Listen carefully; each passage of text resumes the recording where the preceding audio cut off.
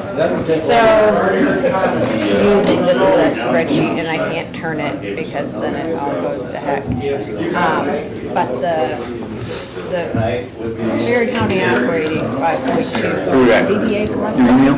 Yeah. Oh, They suck. okay, so, well, here's my invoice, cell tax. John had Either showed works, how how much much me a gets picture. captured by DDAs. I'm gonna turn it in 2 weeks. We can't do Cell that. tax. We cannot. Yours in half. And- Cell and- tax. 2000. And the rub, and the rub 1.7. with those is, that they really don't ever end. It works if you attach it to a tax report. I never use my phone. And that is a, you know, they renew Some of the things to check. and then we just are kind of stuck. 181 and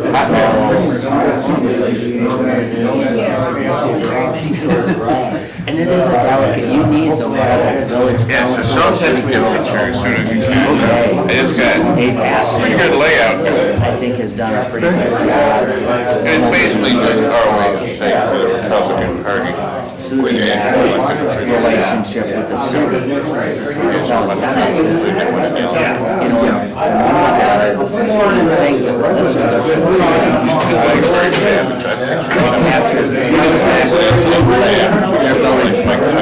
When you're a city council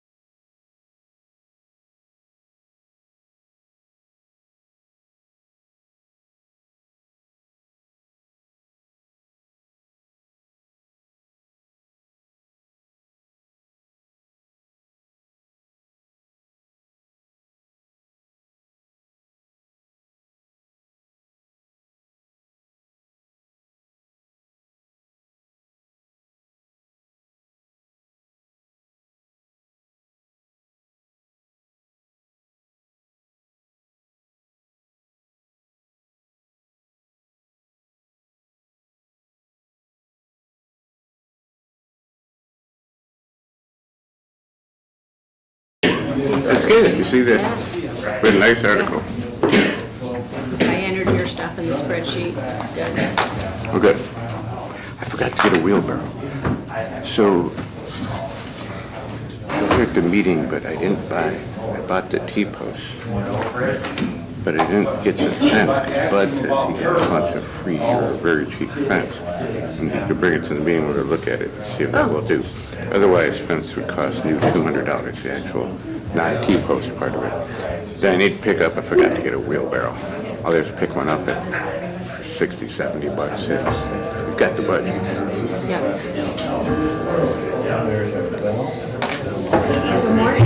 Good morning. That says 12:59. That says 9:09. I say 59 too. He says 9 o'clock. Yeah, you'll go out. You just think I'm bad.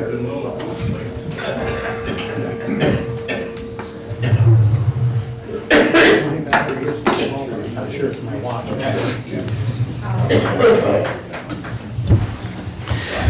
Good morning and welcome to the Berrien County Board of Commissioners meeting for May 14th.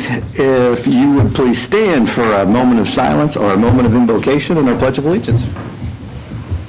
Heavenly Father, we just thank you for a beautiful day in Berrien County. We ask your blessings upon this board and all within it. Continue to protect us and guide us, lead us to do the right things that benefit everyone in our county. In your name we pray. Amen.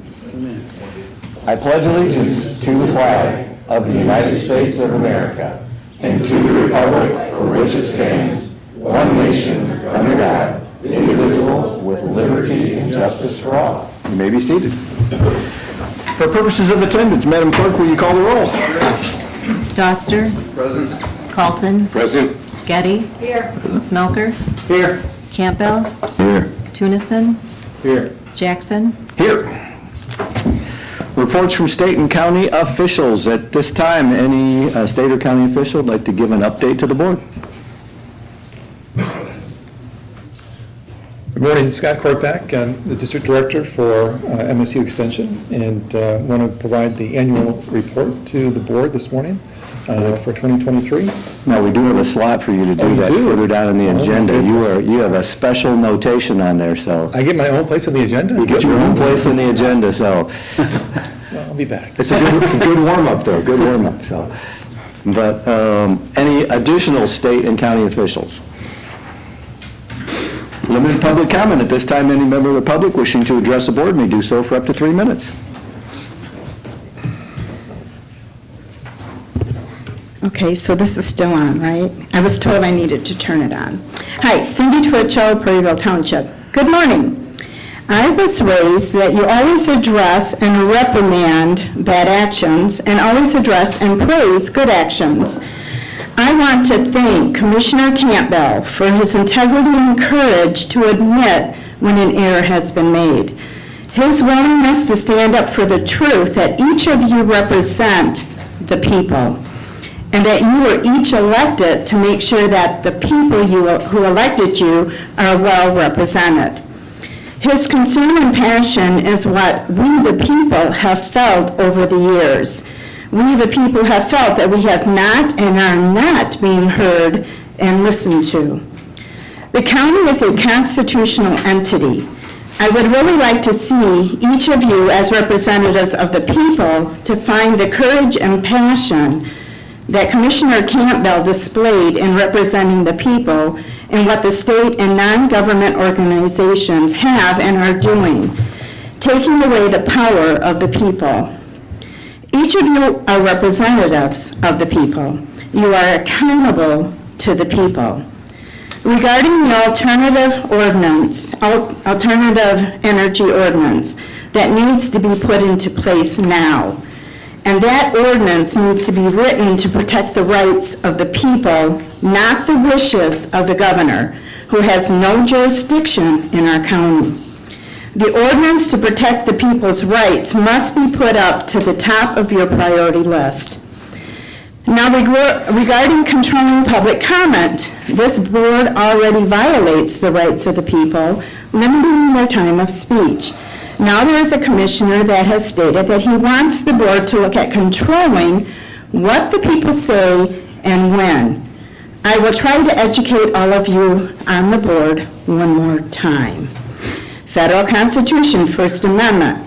Congress shall make no law representing an establishment of religion or prohibiting the free exercise thereof, or abridging the freedom of speech or of the press, or the right of the people peaceably to assemble and to petition the government for a redress of grievances.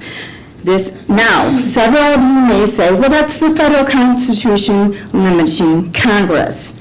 Our Michigan Constitution also states that the people have the free right of speech, and you cannot touch it. Noah Webster American Dictionary of the English Language, 1828, abridged means to shorten, lessen, or deprive. You violate your oaths to uphold the Constitution every time you set a policy that violates the natural God-given rights of the people. The people have noticed this, and it will be interesting to see how they hold you accountable at the election polls. Thank you. Thank you, Cindy. Additional public comment?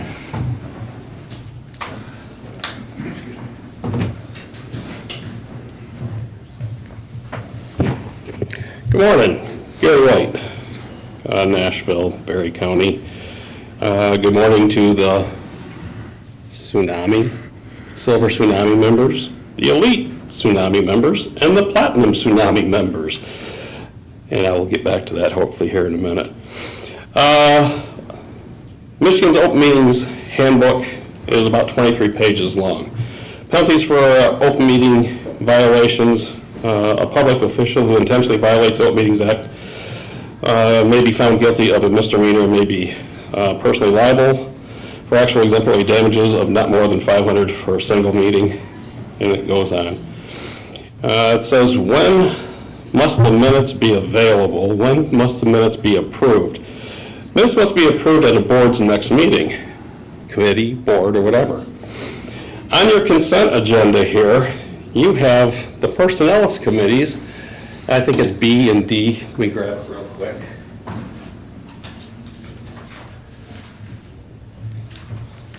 Yeah, it is actually your Personnel and Human Services Committee special meeting minutes. I'm not sure why a Board of Commissioners would want to approve minutes of a committee meeting that you have not attended.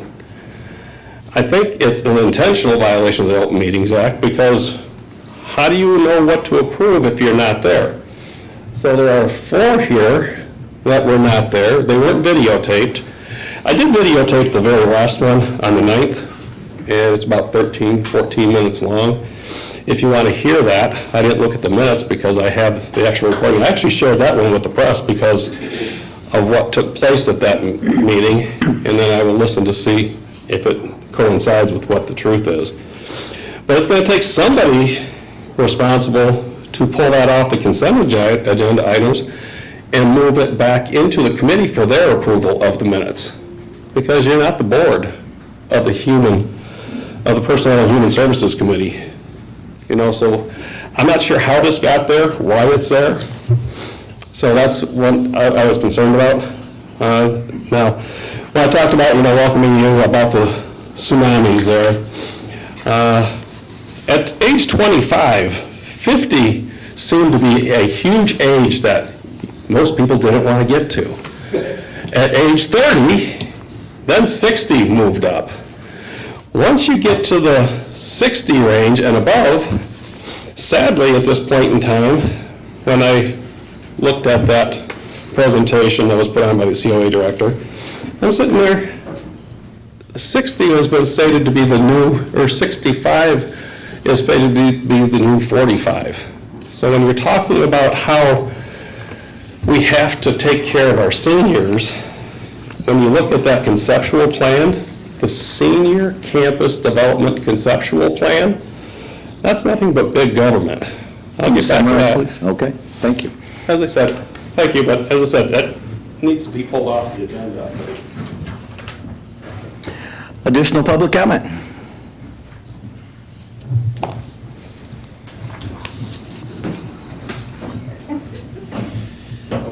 Morning, Joe Robertson, Rutland Township. I've had a chance to go through more of the emails that have been released from Dominion. I've had a chance to speak with someone at Dominion on this.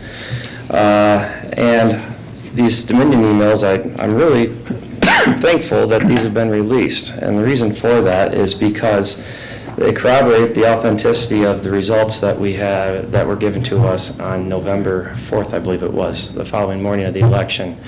If you remember, a lot of people went to bed with a sincere belief that Trump had won the election. When they woke up, the vote count was drastically in the other direction, at least according to those that were hoping for that red wave.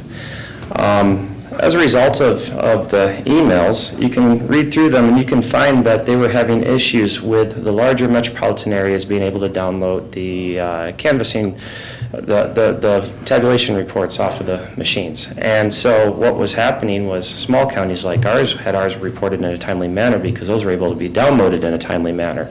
And the metro areas could not get those downloaded, and you could see the people at Dominion working frantically in order to fix that problem so that they could be downloaded. The fact of the matter is, they had the fix for that in the wee hours of the morning, and we should be concerned if we had seen a spike in red votes over the course of that time, because it wasn't the metropolitan areas that were voting heavily for the red, it was the rural areas. So when you see that, when that 3 a.m. vote spike, it's really corroborated quite nicely in these emails. A number of issues also that I've gotten into.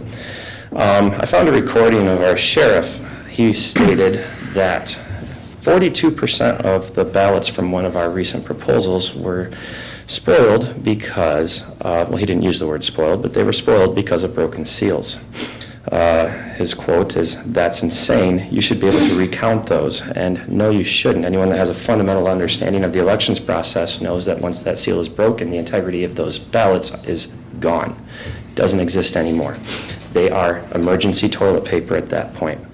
Further on, he's quoted, "Someone broke the law when they broke those seals." Well, further investigation into Irving Township, I have a witness statement from an individual who claims that the clerk of that township peeled apart a seal to be able to change the number of things, that the inventory that is in the ballot bag. She pulled it apart in such a way that she could put it back together to evade the chain of custody. We have had more murders than cases of voter fraud in spite of our $300,000 investigation into voter fraud in Berry County. According to the sheriff, this is a crime. Maybe it's a chance to rectify that ratio. Thank you, Joel. Additional public comment?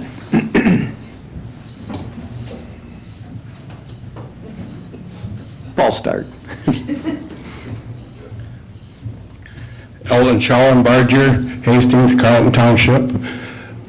I watched a meeting last week, and the excess funds that's come in from these provisional stores, the extra amount of money that you guys have in company for revenue, I would like to see, and it's in the contingency fund, I would like to see you guys put that in a fund that will work towards a brand new jail.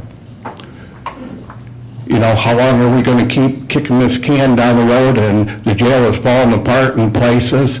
And it would be real good and a real good gesture of the county to do this so it doesn't fall so much back on the taxpayers, because I can tell you that the people are not in favor of a bond proposal where it costs them more in tax money, because we already pay more than enough taxes for what no bigger than our community is.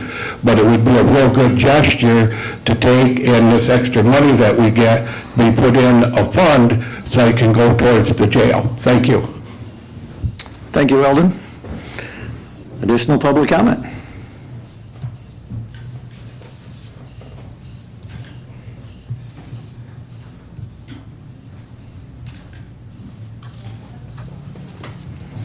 I hope it's still Tuesday. Takes me a while. Sharon Zabrowski, Carlton Township. We listened to weeks of public comment on how you didn't uphold your oath of office to the United States Constitution, state constitution, or the people of Berry County. Now, the local Republican Party wants you to take a loyalty oath to the party. Does this take the place of your oath of office? It sure sounds like it. How many candidates that are in office how many candidates that are in office now received backing, aid, or loyalty from the party in the last election? In fact, some candidates even had the party campaign for their opponents. And we see how that worked out.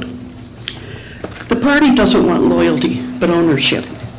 They even threaten that there will be consequences for not doing what they tell you. The party is trying everything they can think of to get control, because so far, you've put the county first and the people. You're very careful to do what's best for everyone, not just what's best for one group of people. You represent everyone in the county, no matter what party they affiliate with, or if they don't affiliate with any party. And so far, you've done a good job representing everyone. Considering the pressure you've been under, that's not been easy. But now is not the time to give in, but to draw a line in the sand and stand your ground. Thank you. Thank you, Sharon. Additional public comment?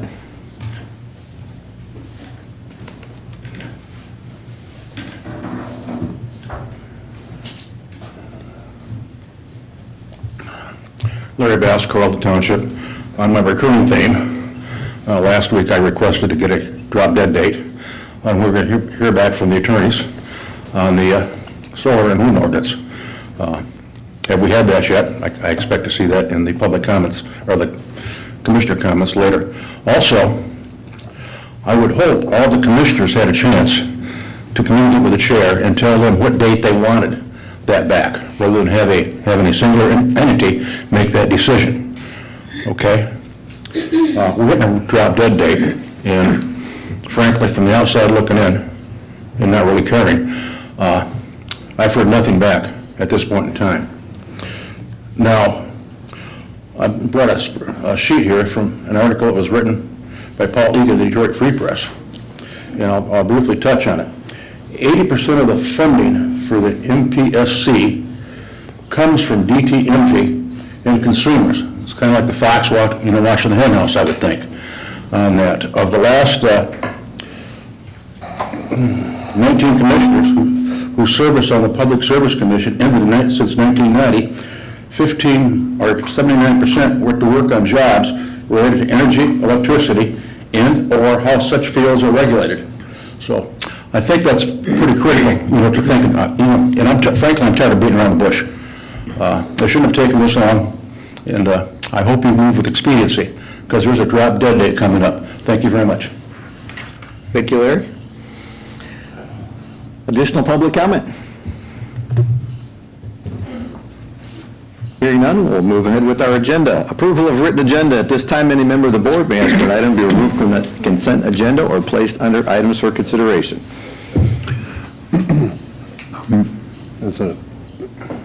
Mr. Chair? Yes, sir. Is it an issue about that?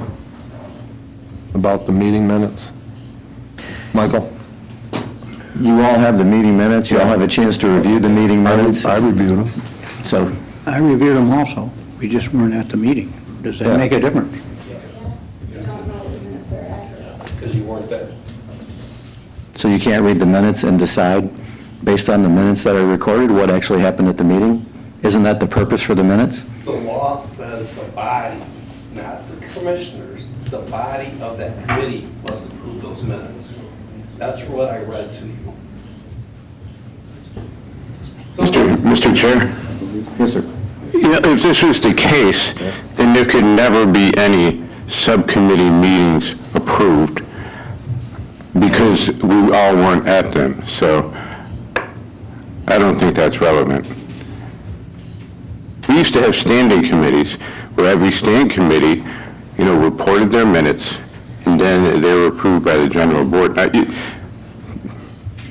think Mr. White's question is that since we had a meeting, in that meeting, it says approval of the Personnel Committee meetings on May 6th and on May 9th, but the board has not met, the Personnel Committee has not met to approve the minutes of those prior to them coming back to the full board for approval. Okay, so that's procedural. I can see the point there that the committee should approve their own minutes and then forward them to the board. You agree with that, Mike? I can. Am I understanding your question correctly? If there's, Yes. Well, as I said, your COA steering committee approves their minutes, the health department approves their minutes. Every other board, except for some reason, this personnel committee wants the board, the county board, to approve their minutes that they have not approved themselves, nor have they approved any minutes in the past, based on what my research from March 14th. Only the county board of commissioners who are not there are approving it. 4 members here were not there. How do you approve minutes that you're not there to see, listen to? Okay. Mr. Chair, I think this is a hiccup in a new committee. David's, not used to running a committee like this, so, it hasn't had, that previous experience and missed something. Okay. Well, we have a personnel committee meeting this week on Thursday. So why don't we remove item B and item D off of the consent agenda, and we will put those on the agenda for the Personnel and Human Services Committee on Thursday and bring those back to the board. And in the meantime, then we'll look into that procedurally to be sure that we're doing that right in the future. So it is a new committee, so I can see where that may have been missed and we're putting them on there, but we'll be sure we're doing it right. So I do appreciate those minutes being in our packet still. Absolutely. Okay. So I noticed that Michael Brown was getting ready to say something. Could we go ahead and hear what he had to say on that? sorry. Say that again? I noticed that you were attempting to get up there a minute ago, and I was just curious what your thoughts were. I was just going to respond that if there's question, to do just what you've done, remove them. I'll confirm, I can look into that further, but then send it to the Personnel and Human Services Committee to have them approved, and we can go that route from there on. So, yeah, we're happy to do that. Our apologies. I don't know that, it's Dave Hatfield, his fault. We're the ones administratively, my office and me, that have placed these on the agenda. We prepare the agendas for the board, so our apologies that we did it that way, and we'll start running them through the Personnel and Human Services Committee. no worries. Thank you, Michael. Okay. I'll move to approve the agenda as amended. All right. Support. All right, all those in favor, say aye. Aye. Opposed? Okay, various correspondence. Does any commissioner have any correspondence they wish to share with the board? Hearing none, consent agenda, Commissioner Tunison. Thank you, Mr. Chair. Approval of April 23rd, 2024 Board of Commissioner meeting minutes. Item C, approval of May 7th, 2024 Committee of the Whole meeting minutes. Item E, approval of 2024 L4029 tax rate request for the levy of summer property taxes to be signed by the chairperson. Item F, approval of the 2025 budget calendar. Thank you. Is there support? Support. Motion by Tunison, support by Smelker for all items listed on the consent agenda. Discussion is not allowed and a roll call vote is required. All those in favor vote aye. Opposed, vote nay. Madam Clerk, will you call the roll? Doster, Aye. Colton, Aye. Getty, Aye. Smelker, Aye. Campbell, Aye. Tunison, Aye. Jackson. Aye. The consent agenda is approved. Presentations, Mr. Scott Korpak, MSU Extension, come on down. Good morning. Good morning. It's great to be here. Appreciate the practice opportunity before. We'll adjust it. So I will, I'll go through the slides, but that's not going to be really the major focus of what I want to chat about. As you may know, I cover 4 counties, Allegan, Barry, Kent, and Ottawa. And I'm really grateful for the opportunity to be a part of and to assist in Berry County. And that's for many reasons. And I've just, next week, it'll be 6 months that I've been in this role. But there's, in my glimpse of Berry County, some things that have just really stood out to me. Jamie Hedges and the Berry Conservation District and the focus on maintaining the rural nature of your county. A number of people that are engaged and interested in that work. I had a chance to meet with Landy Forbes, and the United Way of Berry County is, I believe, the only United Way in the state of Michigan that supports, with a grant, MSU extension for a 4-H project coordinator. And that is really quite considerably, and a real testament to the belief of Berry County United Way to support your young people and the children of the county. And then a chance to meet with the Fair Board and Dennis Redmond, and the pride of the county fair, the amazing size of the county fair, and then the involvement in what's been done. So those are all things, as well as you'll see, the Blue Zone Activate with Catherine and the work with Nashville Gardens.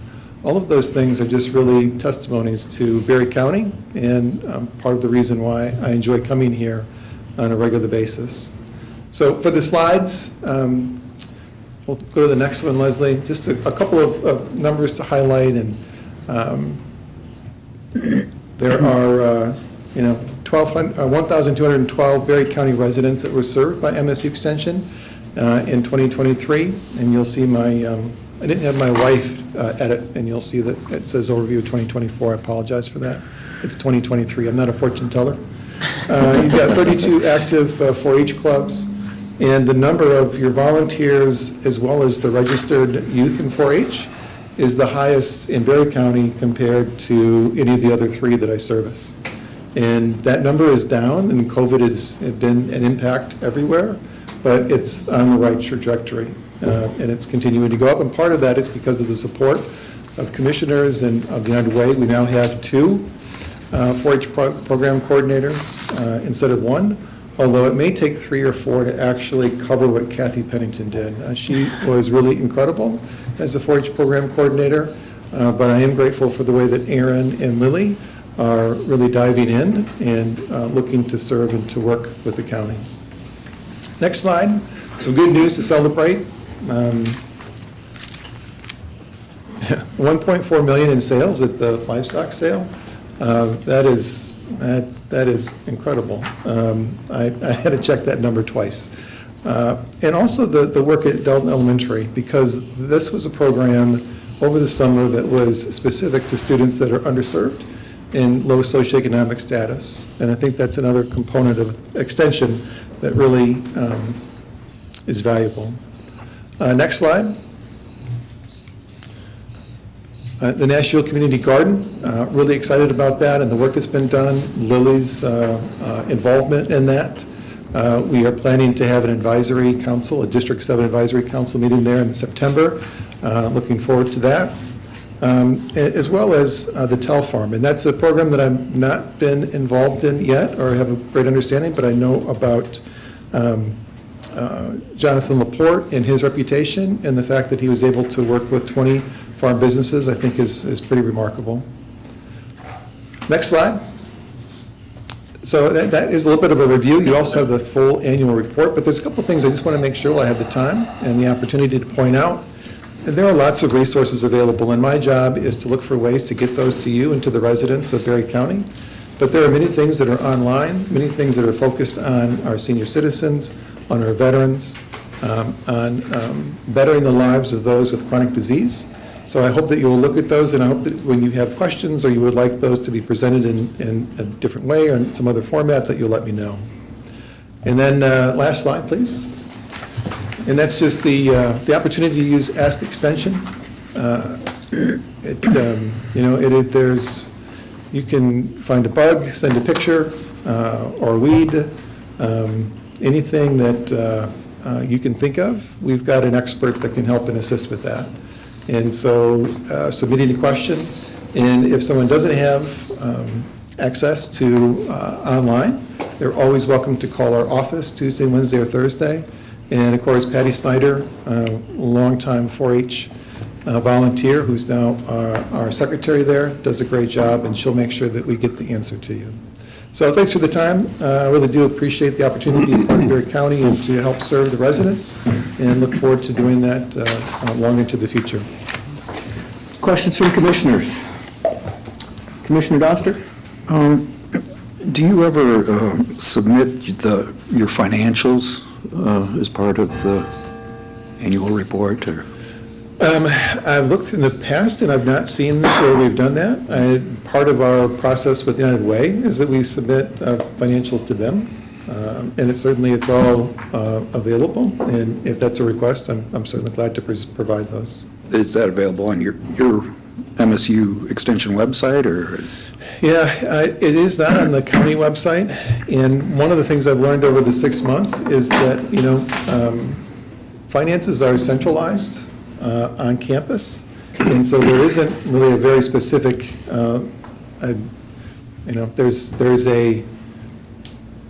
there's a budget for the office, but it's just for the office. And for supplies, it doesn't really carry much more. Really, the memorandum of understanding, or the agreement, provides the financials that are relative to the county. Okay.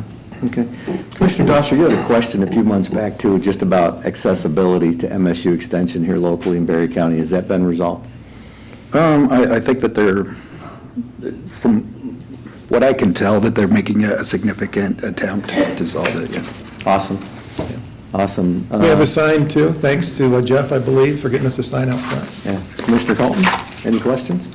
I just wanted to express my appreciation for Lily Arriaga, your horticulturalist, participating in the Nashville Community Garden. She's been invaluable in planning it, and this coming weekend, we're going to start planting, so we're very excited. Yeah, Thank you. that's fantastic.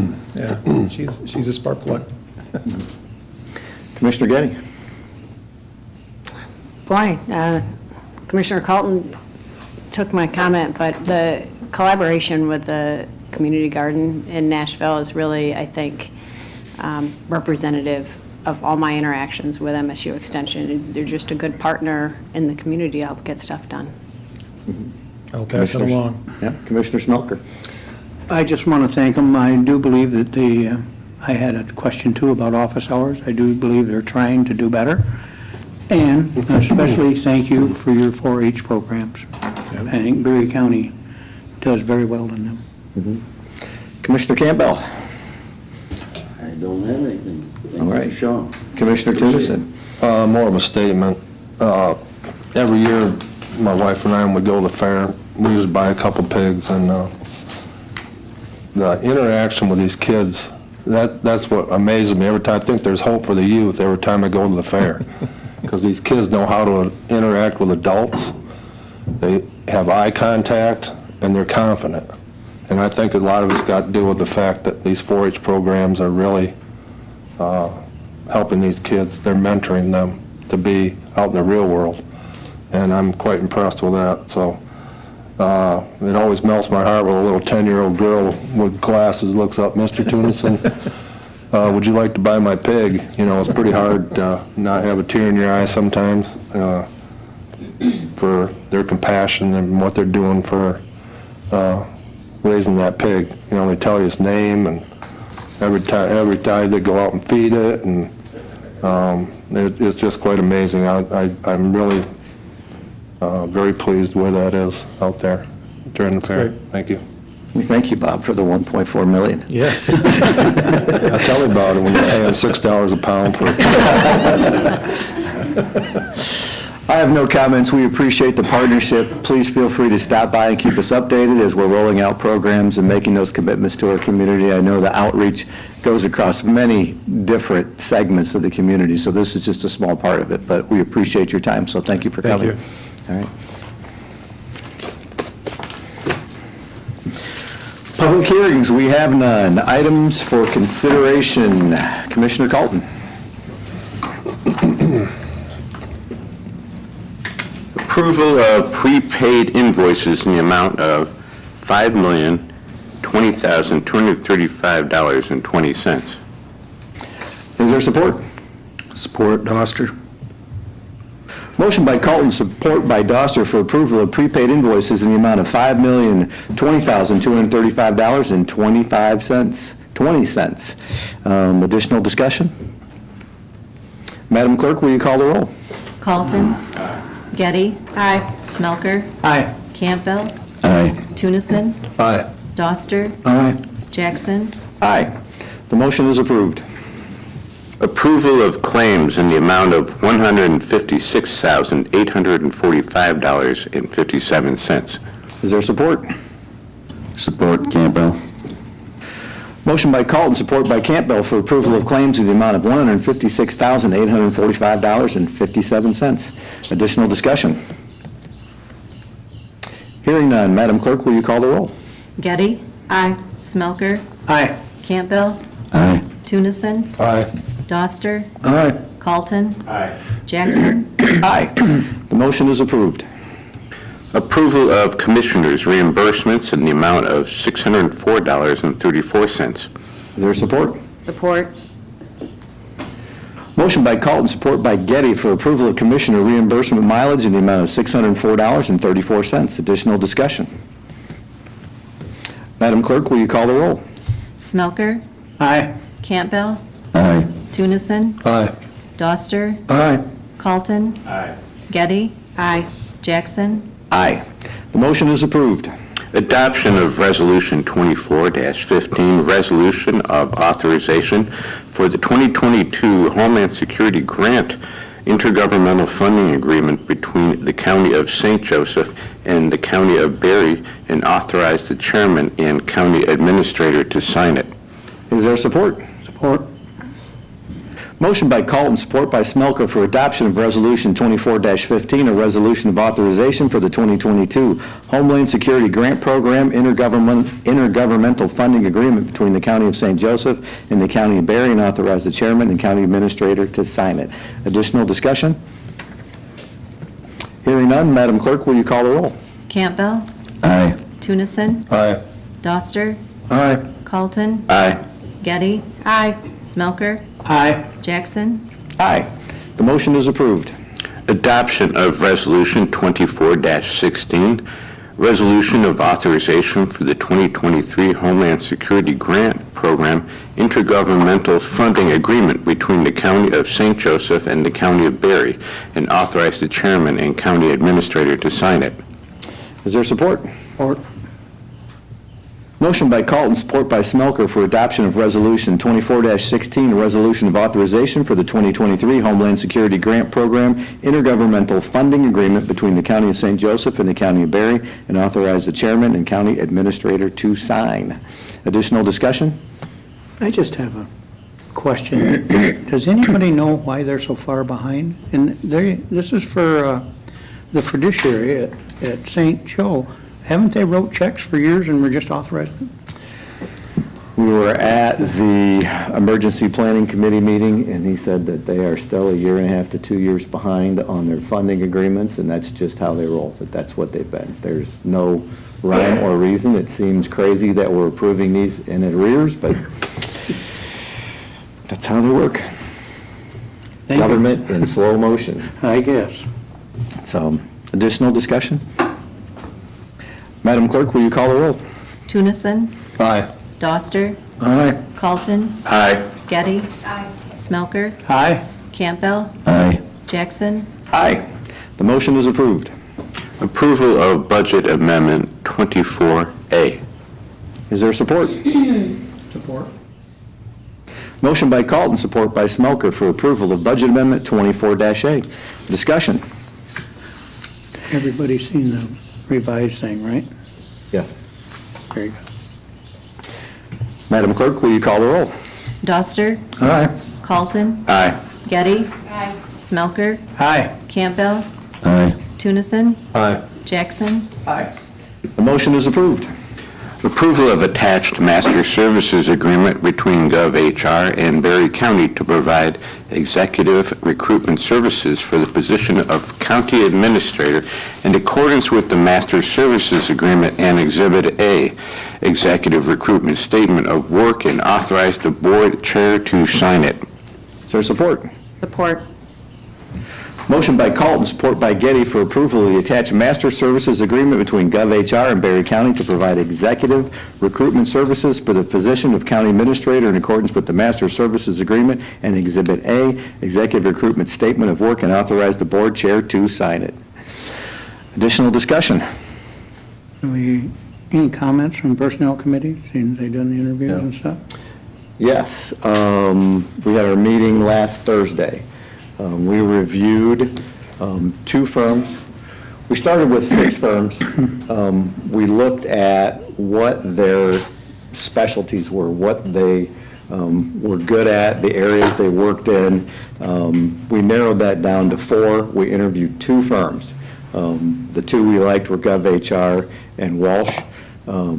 We did a deeper dive with some of their clients that they had talked to in the past. We looked at what they had done locally as far as county administrators or county personnel. We looked at how closely they were working in the area. Did they have local people here servicing it? And then we made phone calls to talk to people who have used both of their services to see if there was enthusiasm.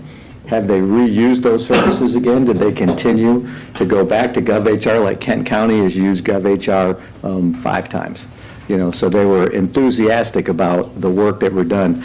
When we talked in detail about Walsh, there were no bad things said about Walsh, but they weren't, the enthusiasm meter wasn't quite as high. There were a few questions. People had used other firms in addition to them, so it wasn't like there was a brand. And I think, and I'll let Catherine and Mr. Colton, Commissioner Colton chime in on this as well, but I think we came to a consensus agreement with all 4 members, of the Personnel Committee that GovHR was reasonably priced. They weren't the highest, they weren't the lowest. They have a gentleman who is finishing up a recruitment, otherwise he'd be here this morning, and then this is what he's going to be doing for us, so he's got the time commitment to do it. They've got an outstanding track record of the people they work with, and like I said, the enthusiasm meter as far as the satisfaction of people they've talked to is very high, so, Commissioner Getty. I just echo everything you said. I think that, we just have a high degree of confidence after the reference check and the deeper dive in GovHR. Commissioner Colton? Did you want me to mention, why we took Walsh out? If you have comments from your research as well, then that's fine. Yeah, it just so happened that Frank Walsh was, up until last month, the manager of Meridian Township. And my daughter-in-law's mother was the personnel director at Meridian Township. And so I thought I'd give her a call just to see what that experience was. And what was odd was, while I was talking to her, Frank was trying to call her before, because I said I was going to check with her, so he was calling her before I was. And she didn't want to diss him, but at the same time she said, look at WLNS News, look at articles in Lansing paper about what's happened. And I don't think he was real open with us, but a couple weeks before, he had been investigated for actions in Meridian Township on some financial matters, and there was a closed meeting session where they came out of it with the agreement that he would no longer be the manager of Meridian Township. And, this all just, I think, to me, took him out of the picture for selection. And like I said, he had good reviews from the people we talked with. It's just that when we compared those two, we had very high confidence in GovHR. We did a deep dive, extensive research into all 6 and really looked at who we felt had a track record of working in West Michigan. that new people here, because we feel that most of the time a candidate is going to come locally or from the region anyways. And GovHR had the ability to just cast a bigger net as well. So there were several benefits that we liked in seeing them, so. But questions from commissioners? I'd just like to say that I feel that this was the intent of that committee in the first place, was to handle things like this, that handle the extra education and certain items that take considerable research. Although I still feel that anything that becomes agenda on the Personnel and Human Services Committee should first be passed through the Board of Commissioners at their wishes to have them take care of that business. Thank you. Mr. Tennyson? I think you guys put a lot of time and thought into this before you made a decision, obviously. And I remember talking to Commissioner Hatfield about it, and he was weighing it heavily, and he did a lot of backdoor researching and stuff like that. So I'm very confident you guys made the right decision. Okay. Additional questions from commissioners? Commissioner Smelker? I was reading over their brochures, and they all gave good long lists of references, and I'm glad that you guys, the Personnel Committee, checked into them. But I also think that when they give you lists of references, if I owned a business, I certainly would not put anybody on there that I thought would give me a bad reference. So I am very glad you looked into it farther. Absolutely. Mr. White, you had a question?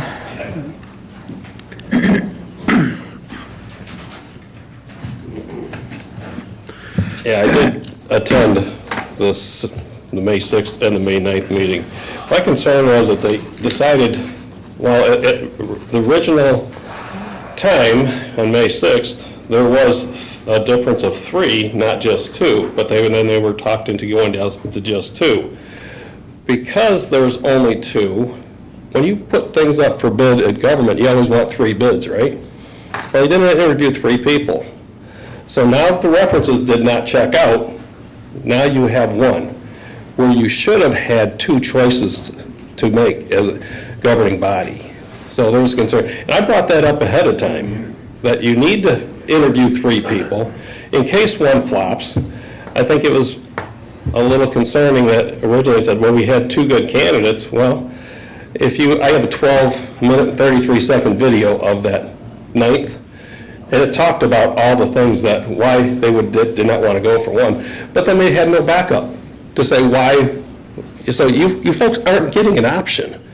You're getting what they want. Mike Carlton last night announced at Carlton Township that GovHR is who you people are going to vote for today.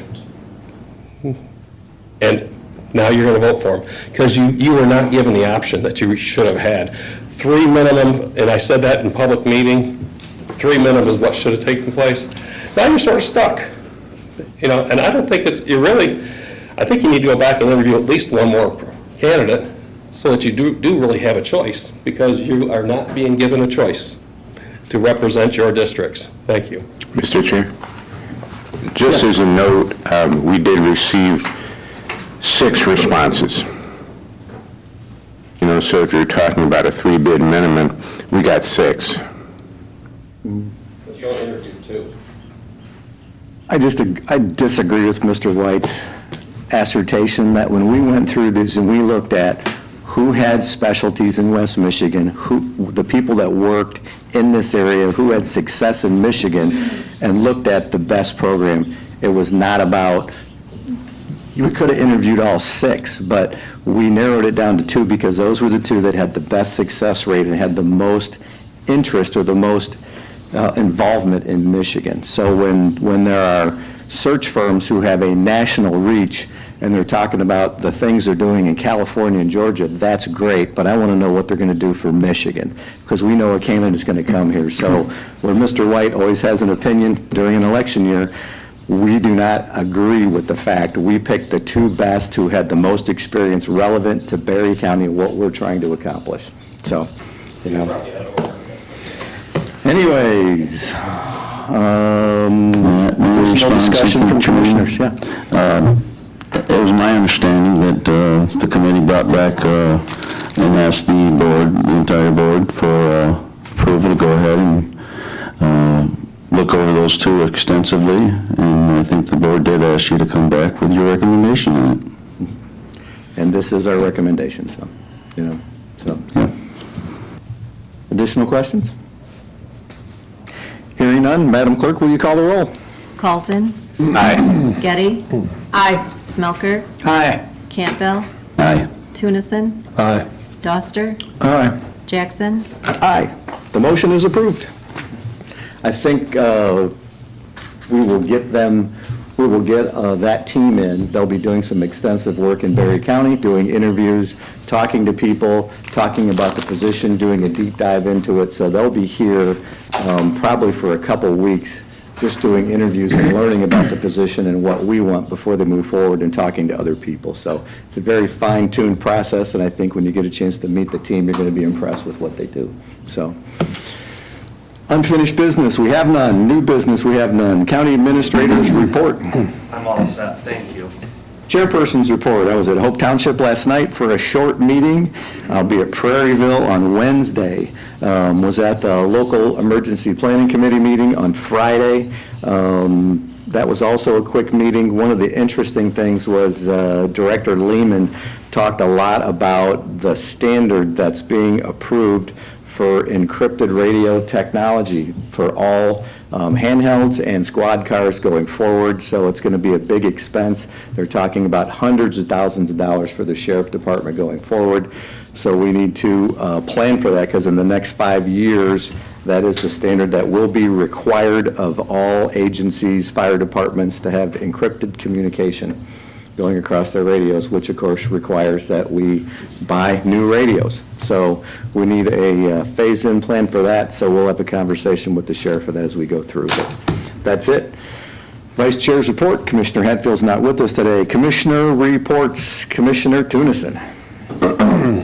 Last Wednesday, when I went to Rutland, they invited a lot of the people from Podunk Lake, because we were talking about they needed to have a delegated authority for lake level out there, an inspection of the dam. So the residents came, and Jim Dahl came, basically talked it over with them, explained it to them, that it has to have an inspection.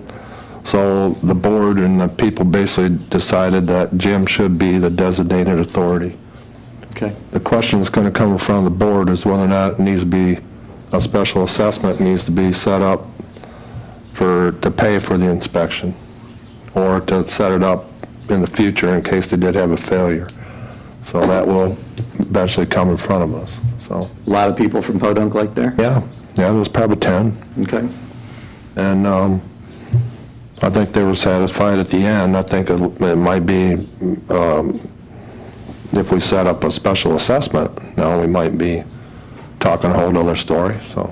But Jim said for the last 40 years, and I think the treasurer out there said that the county had paid for it for the last 40 years, so I don't, it was somewhere between $800 and $1,500 for the inspection, so. Okay. That's whether or not we, as a board, will have to decide to put it on the residents or whether the county pays it, so. Thank you. Commissioner Campbell. I attended Assyria, Johnstown, and tonight I'll be at Baltimore. Main discussion at Johnstown, obviously, is the solar ordinance getting done. As I understand it, they expressed to me that they also stand to lose monies if it doesn't meet a certain date criteria. Is that fact? The date that I've continued to hear is moving, but we've heard end of the year, we've heard December. Oh. So it's moving around a little bit, okay. And then the other thing is, we did hire a new safety officer down in zoning, and several of the townships are getting very anxious to meet this person. Hasn't, as I understand it, been to any townships yet to introduce himself, so it would be nice if Ms. McManus would send that guy around and say hi. I have requested that, but we will follow up. Yeah, they're getting a little restless on it. I think a little is not the key word. Thank you, that's all I have. Commissioner Smelker. I attended Thornapple last night, have my majority of meetings come up towards the end of the month, 911 and airport and Irving. So, Thank you. Commissioner Getty? I attended Thornapple last night as well. They are purchasing 21, I believe, new 800 megahertz radios. The tower is almost complete there, and they're making that investment. And they also voted to combine their emergency services millage requests for the August election. So they approved language that would combine their two existing millages, combine it into one, but there's no increase. It'll just be one question on the ballot. So they want to make sure that everybody understands that it's not a new, an additional millage. It's just the combination of the two existing millages. And then I also attended their Thornapple Township's Town Hall meeting to get input from residents on the TIF request for Villa Flats. I thought that this was,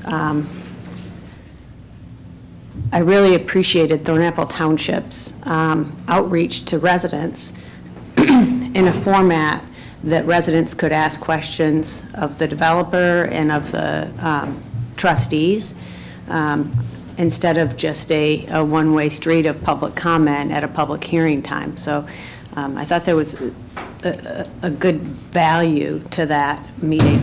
Yes, it took a lot of time. I think it was about an hour and a half. But they received good input from residents. Okay. When is that meeting when we're going to talk about and/or approve the TIF or disapprove the TIF? So Thornapple Township won't, the earliest it could be on their agenda would be the June agenda, which is the, second Monday of the month. Okay. Has that cleared the DDA yet? Not cleared the DDA. The village council did approve it. Okay. But there was an omission in their resolution, so they 4 entities have to approve it, is my understanding, and Thornapple Township was left out of the resolution at the village council, so I imagine that they'll have to revisit that at their next meeting. Okay. And then the DDA meets next week, I believe. And did you say Rob Heath is at Yankee Springs? Those are the ones that are buying the 21 radios? Or was that? No, that's Thornapple Township. Okay. I'm sure they're communicating with Stephanie then on the need for that encrypted technology in their new radios, because that would not be a good expense if they're not, so. But Yeah, I think Stephanie's the person to talk to. She really has a great deal of knowledge and can help each unit through that process. Absolutely. Commissioner Colton? Couple water and drain issues at Woodland Township. Last night I relayed information from Jim Dull, the drain commissioner, that the extension and cleanup repair of the MacArthur drain south of town has been completed, and they'll be doing cleaning out the drain a bit on the north side of town in the middle of the summer. I was at the Jordan Lake meeting, and the concern there was Lake Management is the contractor that treats the lake for invasive species and such. And they've been looking at the nitrate problem for years, but they decided to go up the creek that comes from Tupper Lake and such, because they've had such high nitrate levels. And they found alarming levels of nitrates going up that way, and also up one of the canals on the west side of the lake. And both of these are kind of in the vicinity of different kind of sewage, human or bovine treatment.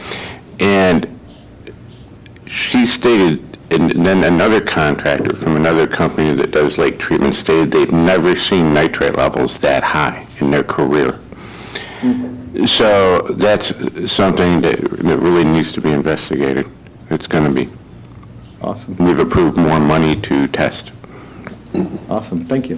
Mr. Chair, can I ask Ms. Cole, where's it coming from? Runoff from farming, or? See, they've always known Tupper Lake has not got, sewer system. So people have septic fields and such. That's been known. There's also farm runoff But then a third item, because some of the really high levels were by some kind of sewage treatment, whether that was for bovine or human sewage treatment. So that has to be nailed down.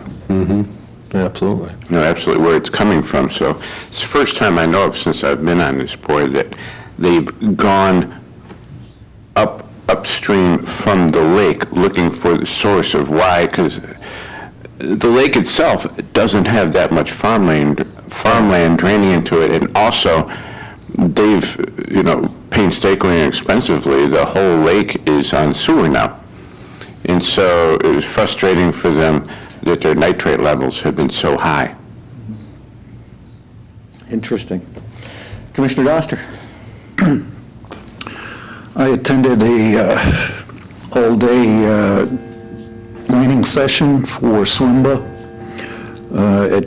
which they held at Bayview at Gun Lake. It was, they had a mediator, facilitator that they'd hired, and the members present were the board members, the employees of SWIMBA, and the 9 CEOs of the individual county mental health organizations as well. And it's kind of to set goals on how to make things operate better.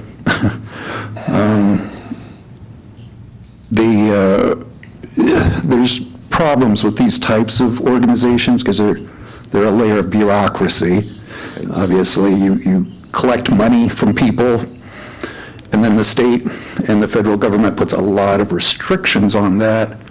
And particularly, they want to see evidence that it's working, which, like in the mental health field, that's very difficult to interpret success.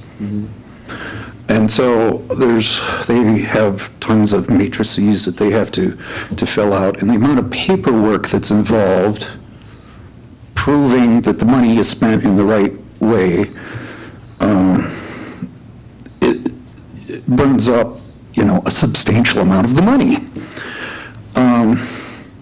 One of the things that was kind of brought to our attention is probably the hottest issue is everyone has a different computer system for doing the reports back to SWIMBA, so that there's a lot of double entry, taking everything from one page, putting it into a different form, and just the amount of human error that can occur by that is kind of daunting. But I'm glad that they're doing these conferences as a way to, identify problems and set short-term and long-term goals. The most difficult question that was given to us is after we identified all the problems was like, well, what do you think is the easiest problem to attack? Wow. And it was like, they're all so mind-boggling, it seems like. A lot of it is the state and federal governments, it feels like it's doing a good job. The more restrictions, more paperwork, the more bureaucracy. It never goes the other way. It never wants to slim it down. They don't feel like they're doing their job or something. But I think we need to get our state, Berry County is kind of unusual in that it's such a small county. It has 3 state reps. Right. It has 3 votes. It has a tremendous amount of voting power, actually, for its size. There needs to be, we hire lobbyists to try to educate the state reps and so forth through that organization. But I think more needs to be done in that line. But Interesting report. Sounds like government, so thank you. Thank you. Limited public comment. At this time, any member of the public wishing to address the board may do so for up to 3 minutes.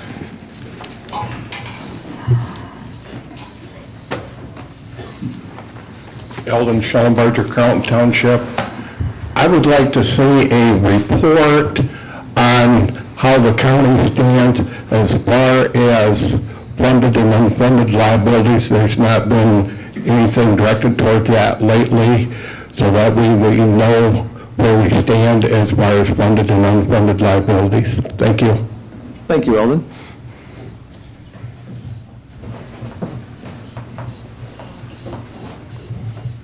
Hello, Larry Osborne, Dalton. I lied to you, sorry, Bruce. I didn't know if at different meetings you have a podium, sometimes you sit down, and you're just trying to get us to communicate in different ways, apparently, so that's fine. Exercise. Speaking of that, sometimes communication is best to sit down one-on-one, sometimes even with coffee or hot chocolate. After the meeting last week, I got to have coffee with a very staunch Republican and Democrat, and I'll be doggone, I'm not going to name names, but I'll be doggone if they aren't sitting together to today's meeting. So to me, there's hope, as you said, hope for the future. Thank you. Thanks, Larry. Additional public comment?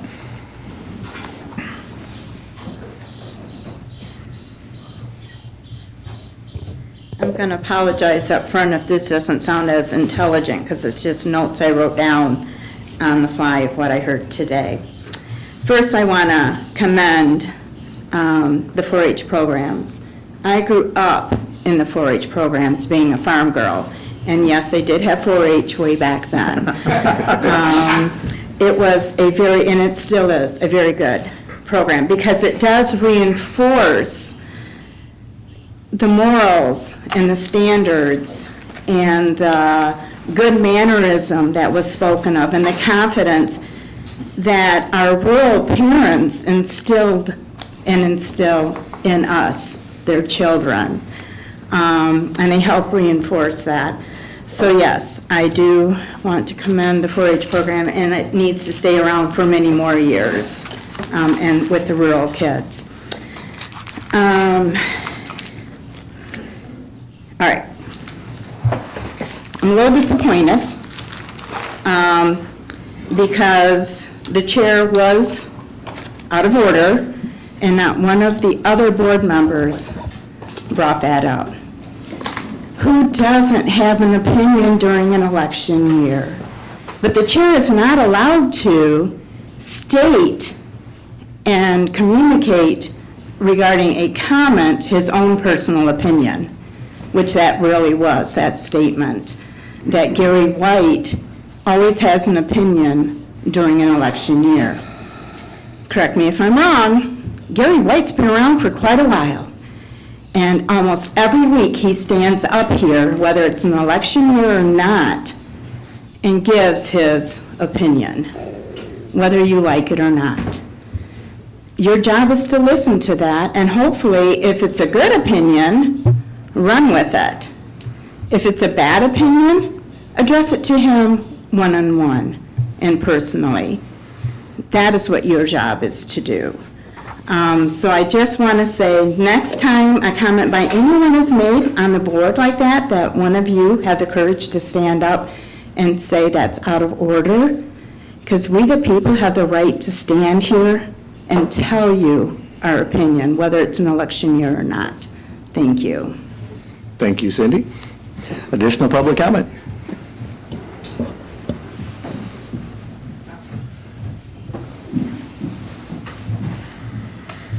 Joel, it's in Rutland Township again. One of the things I want to make sure that I continue to do is to share the truth. And as I said to the city council, the truth doesn't seek us out. We have to find the truth, and we have to share it boldly. And I want to be known as an individual who spreads the truth as liberally as my son puts ketchup on his pancakes. So, With that said, there was something shared here earlier on soft phones and the Dominion emails that were out, and they equated soft phones to burner phones, which husbands used to run around in their wives. Couldn't be further from the truth. Soft phones are a VoIP, voice over internet protocol phone. If you've used Facebook Messenger to call someone, you've used a soft phone. If you've been on a Zoom meeting, you've used a soft phone. They use them to share presentations, screen sharing, things of that nature, and so it's hardly, as far as I'm concerned, criminal that a global corporation uses soft phones in order to communicate to evade, international roaming charges and so forth. I have a $600 phone bill from talking out of the country once, so anything you can do to mitigate that, that's wonderful. Something else that's disturbing to me on, and I can actually relate to this, when all those emails were, let me back up a little bit. When we put in a FOIA request for information from the sheriff's office, they always charge us, and the last FOIA that we had a bill on was $153, to make sure that there isn't any information that might put someone at risk. When these emails were released, they put a number of families at risk. They got messages that they were going to be burned, their kids were going to be gutted in their front yards and so forth because of all of the energy that's going around the debate around these machines. And I really wish that there was discretion used to eliminate that information, because there were private personal phone numbers and ways that people could get. We've got to do better. We have to use the discretion in that. And so, long story short, I hope to have this presentation put together here very shortly, where we can put all of these false voter fraud conspiracy theories to rest. I want to be known as the place where these lies all come to die. On a note that relates to you guys, on a level as commissioners, something I have been fighting for since 2018, the life expectancy of a corrections officer is 59. The retirement age of corrections is 59 and a half. Now, if someone wanted to put together a conspiracy theory on how we fund retirements,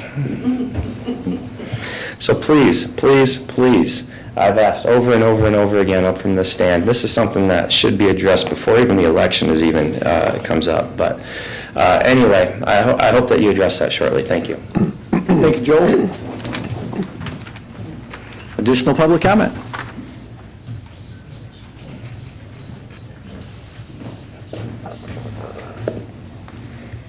Good morning again. And yes, I do have opinions, not just during election years. Anytime I come here, I will actually be making an opinion, generally. So now I have an opinion about the Senior Campus Development Conceptual Plan. If you look on the right-hand side there, they want an amphitheater and a food truck court, playground, splash pad, and pavilion with stage. I don't know, I can't imagine seniors running around in Speedos and bikinis in the splash pad.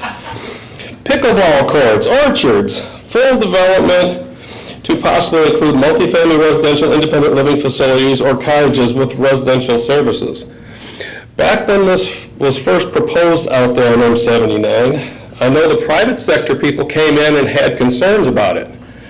I think their concerns have been realized at this point in time. This is a government overreach, government plan that has no private sector data. That's how it's going to affect them. So when you sit here and look at this, as I said, I talked about the silver tsunami, the elite tsunami, and then the platinum tsunami. I am glad and happy that there are so many people running for commissioner at this point in time. I think at this point in time, we need some young blood on this committee, because we're stuck in old thoughts and old plans. We don't have no vision. The jail, I think Eldon mentioned that, about, well, this has been a 15-plus year need, and you folks have done what in a year and 4.5 months? Haven't addressed anything. What is the plan? Is there a need? Apparently not, because you don't want to. You have the front of the court building that was, let me think, mothballed, and the front of the court consolidated to be in one building, and now your chairman wants to open that back up for a couple of county, county offices, wants to put non-government organizations in there, wants to have all sorts of things. I have pictures right now of that, and it was interesting. You have the concrete ramp over there. There's quite an air gap underneath the ramp itself when I took the one picture. And if you look at what the county residents got out of this, they appear to got a chunk of concrete with a ramp and steps. And general contractor, I believe, is who's got what they wanted, extra property. That building needs to be gone and sold. You need to have a comprehensive plan of the county and its facilities, not keep throwing darts. The COA building is not a complete plan at all. And once again, we're going to throw a dart at this one, we're going to throw a dart at that one. So, thank you. Thank you. Additional public comment?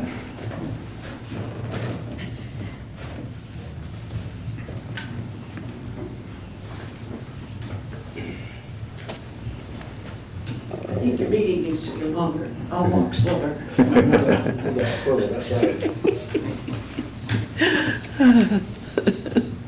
Sharon Zabrowski, Carlton Township again. The questions in the Berry County Republican Party questionnaire are slanted to make you look bad if you don't give the answers they want. There are no questions about several of the county offices, like township trustees or drain commissioner. Well, I'd like to know how these candidates plan to fulfill their duties. Does the party not know what a lot of the offices do, so they can't ask questions? Well, let's look at some of the questions. Do you believe creation and evolution are sciences or religions? Not real sure what offices this pertains to. Maybe school board, but I was taught both. There are a couple of questions asking if you think something goes against the Constitution and should it be enforced. Well, there is a branch of our government that answers that question, so we can know if it's constitutional. We don't have to think. Enforcement or not depends on what that branch's answer is. Maybe someone should explain the three branches of the government to the party. There is a question for those running for school board that asks to choose which answer closely describes your views on the current state of public education. Why do candidates have to be told which views they can choose? Shouldn't they be able to express their own views? There is no choice that says none of the above or other. We're talking public school, where everyone can go, not a private school. One of the views is very, very offensive. If you change the first few words to read, anyone not having blonde hair and blue eyes has no place in public education, etc., etc., etc. You get the real meaning of this anyway. No matter how you state this, it is and should be offensive.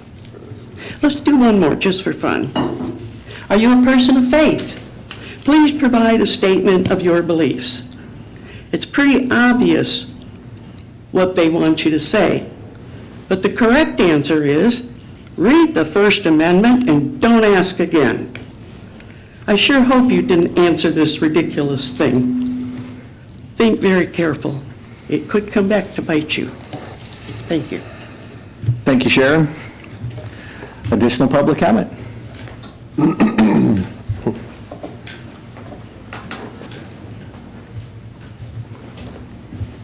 Larry Bass, Carlton Township. Well, after all that, I'm not sure where to begin. Michael, I spent 8 years trying to get the tolls regulation repealed. And during that time, I got further into farm runoff and sewage than I ever intended to be. I mean, I was deep into it. But I would suggest that if the health department is not involved, you Health Department gets involved. Because during toast, they would not even touch farm runoff because they thought they didn't have the authority to do it. Now, if I understand with the other staff now, they've got more than enough staff to get involved in that. So pertaining to that, how about we get our money's worth?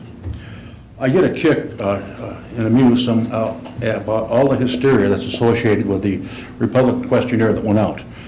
In 3 minutes of working on the internet, I found like 10 different organizations, including some political, that sent questionnaires out. And if you don't believe they're graded, you're on non-prescription pharmaceuticals. Now, switching gears like I do a lot, I have an issue with unfinished business on the agenda. We never seem to have any unfinished business, and I would suggest to you that we have one very big unfinished business that's lurking right now, and that's the solar and wind siting ordinance. Anyway, that's my opinion on that. But if there's a drop dead date coming, how come we don't know about that? You know, that should be public knowledge. There's also 20 counties that have already written citing ordinances pertaining to this. I don't know why it takes us so long, because these bills were passed on or about 11/8 of 2023. We're here at what, 5/14/2024? I know government moves slowly, but this is uncalled for. There's a term we used to use called analysis paralysis, and I think we're running that right now, and I'll reiterate. I think we need to get a date from the attorneys and from the commission on when this thing is going to be implemented. I've heard the same concerns from Johnstown that was articulated earlier, that they keep trying to hit the date, but the date keeps moving. And from what I hear from them, and you can correct me if I'm wrong, that consumers is wondering what's taking us so long too, because they also have a drop dead date they've got to hit. So what's been going on here, frankly, in my opinion, is ludicrous, needs to be corrected, and we need to be aggressive on that. And as one person out of 62,000 in the county, I'm not going to tolerate it anymore. We're going to smash this one way or the other. Thank you very much. Thank you, Larry. Additional public comment? Hearing none. Commissioner comments. Commissioner Doster. So kind of what my hidden agenda with bringing up the discussion on the planning work session that I attended, is that it might be something that this board would consider doing at some point. I think like particularly at the beginning of a term where you could help set the goals and the timeline or what you think is important, early on in a term to see whether you can achieve goals as a group and bring in the input of your employees or whoever and have some sort of facilitator. That was just a thought. We did, when I was on the board previously, we did do something. We had, I think, 5 new commissioners at that time. And we did do 2 days, actually, I think, of full days of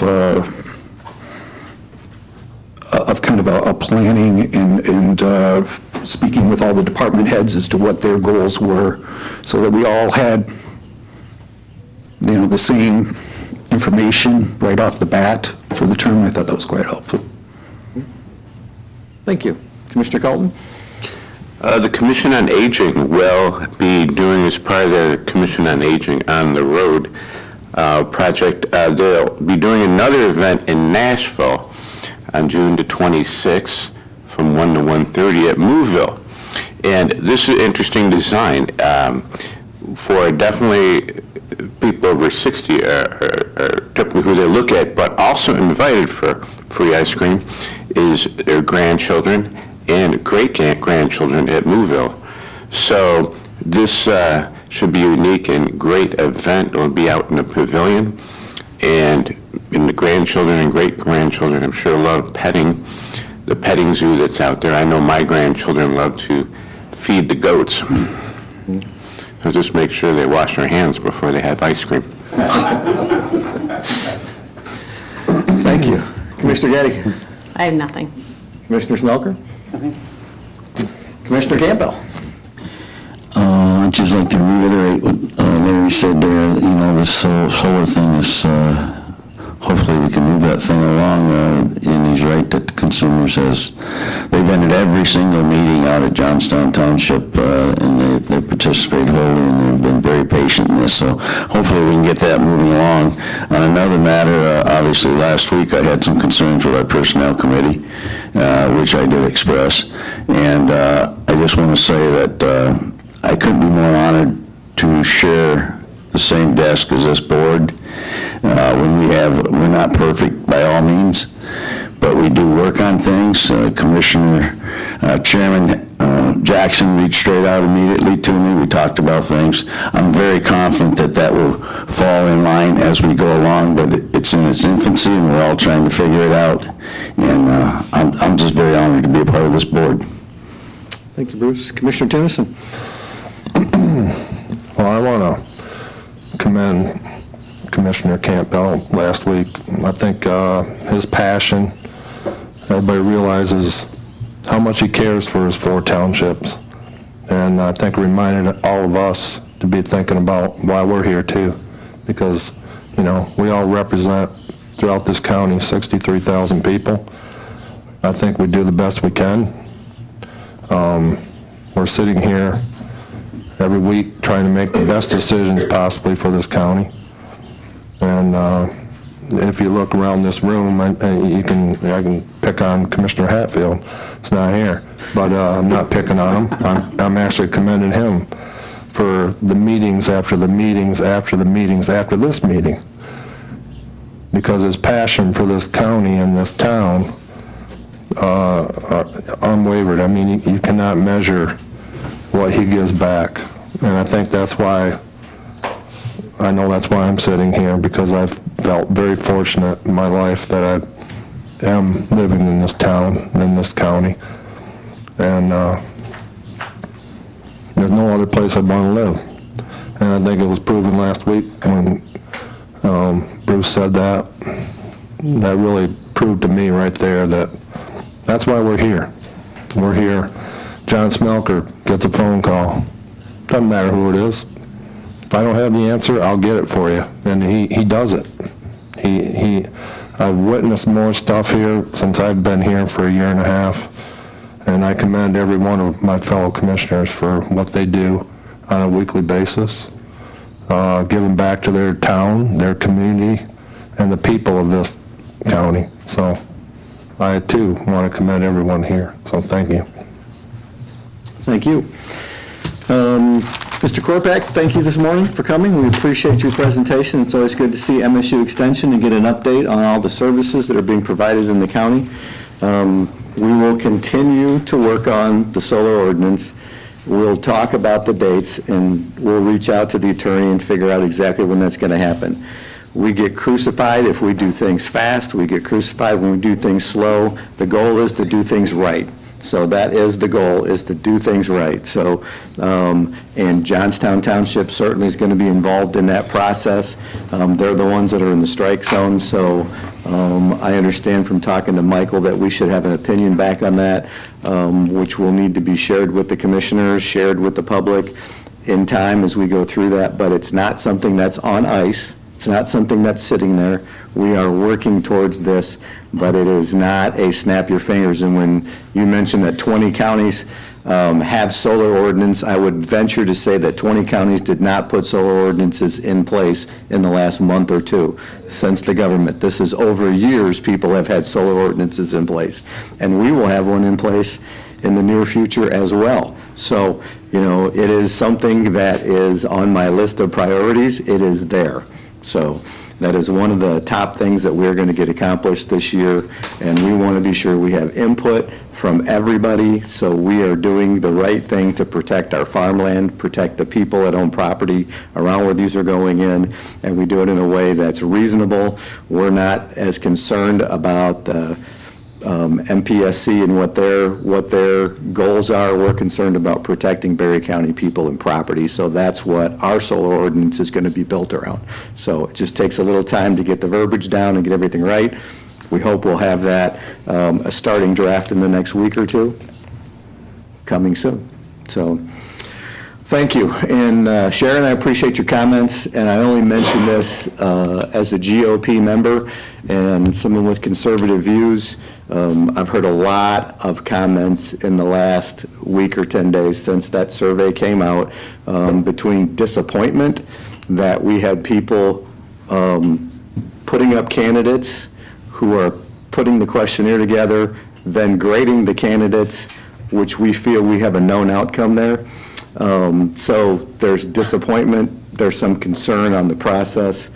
The theory was in the past that you let the primaries play themselves out, and then you support the candidate. So there's definitely some concern there. Based on all the comments I've heard, you're going to hear a lot more about that. You're going to hear a lot more about that because there are people that are very uncomfortable with those questions and some of those comments. But anyways, thank you for coming this morning. We appreciate your attendance, and everybody have a great day in Berry County. We are adjourned.